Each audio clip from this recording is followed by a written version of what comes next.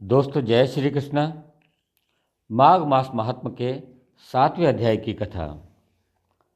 दत्तात्रेय जी बोले कि चित्रगुप्त ने उनकी आलोचना की और तब यमराज ने दूतों को आज्ञा दी कि एक एक को तो घोर नरक में ले जाओ जहाँ कठिन दुख हो, और दूसरे को स्वर्ग में ले जाओ जहाँ पर उत्तम भोग हैं। हे राजेंद्र, तब इस प्रकार की आज्ञा दूतों ने पाकर बड़े भाई को तो घोर नरक में फेंका और छोटे भाई को दूत मधुर वाणी से बोला कि हे विकुंडल, मेरे साथ स्वर्ग में चलकर अपने कर्मों से किए हुए दिव्य भोगों को तुम भोगो। यह सुनकर हृदय में संशय रख के कि किस लिए मुझे यह फल मिला है, विकुंडल ने कहा कि हे दूत, मैं तुमसे पूछता हूँ कि तुम दोनों ने एक कुल में पैदा होकर एक समान ही कार्य किए थे, हमारी मृत्यु भी बराबर ही हुई थी और यम को भी हमने साथ ही देखा था।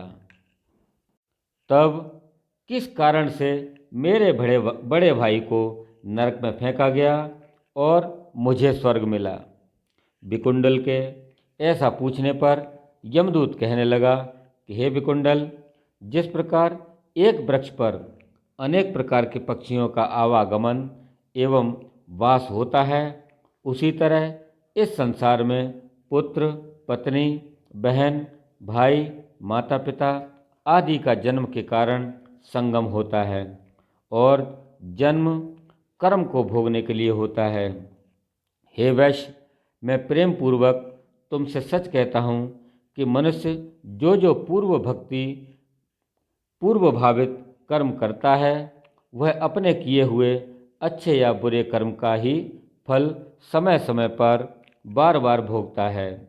जो जैसा कर्म करता है वैसा ही फल भोगता है। कभी भी कोई मनुष्य दूसरे किसी के लिए कर्म का फल नहीं भोगता। तुम्हारा भाई अत्यंत पापों के कारण नरक में गया है।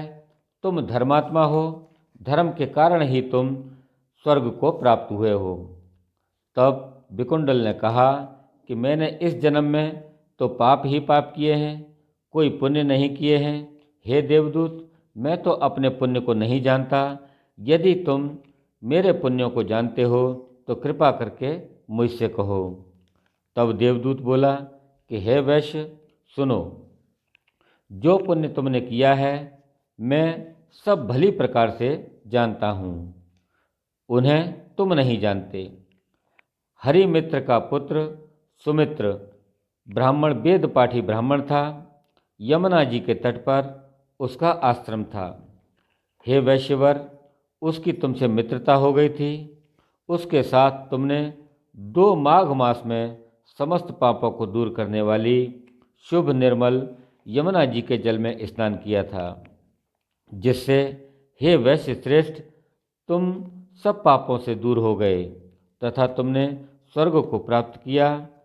तुम इस पुण्य के प्रभाव से स्वर्ग में चिरकाल तक आनंद भोगोगे और तुम्हारा भाई नरक में यम द्वारा दुख भोगेगा। तलवार के समान तीव्र 80 पत्रों से काटा जाएगा, मोहरों से ताड़ित किया जाएगा, चट्टान पर पीसा जाएगा तथा अंगारों से भूना जाएगा। तब दत्तात्रेय जी बोले कि इस तरह दूत की बात सुनकर वह भाई के दुख से दुखी हुआ। उसका शरीर पुलकायमान हो गया। नम्रता पूर्वक दुखी होकर उसने मधुर वाणी से देवदूत से कहा कि साधुओं के साथ 7 पग चलने वाली मित्रता श्रेष्ठ फलदायिनी होती है। अतः मित्र प्रेम को सोचकर तुम मुझ पर कृपा करते हो, तो हे सर्वज्ञ, कृपा करके कहो कि किस कर्म से मनुष्य यमलोक को नहीं जाता, यमलोक को नहीं देखते हैं तथा बुरी गति को प्राप्त नहीं होते हैं। बोलिए श्री विष्णु भगवान की जय। तो दोस्तों, यह थी माघ मास महात्म के 7वें अध्याय की कथा। कैसी लगी हमारी यह कथा, आप हमें कमेंट बॉक्स में जाकर अवश्य लिखें। यदि आपको हमारी कथा अच्छी लगी हो तो आप हमारे इस वीडियो को लाइक करें, शेयर करें और हमारे चैनल को सब्सक्राइब अवश्य करें। धन्यवाद। जय श्री कृष्ण।